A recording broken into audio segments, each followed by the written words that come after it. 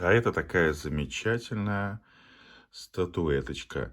Называется она «Царь колокол». Вот смотрите. В идеальном состоянии.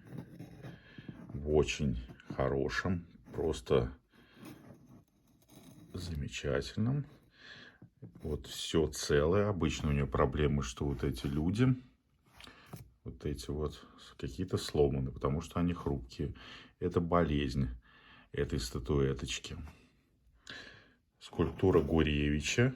Вообще просто как будто бы только что вышла из завода. Стоит клеймо. Стоило на 2 рубля. Такое вот клеймо Зика. Первый сорт. Просто все замечательно. Ну, не красота ли?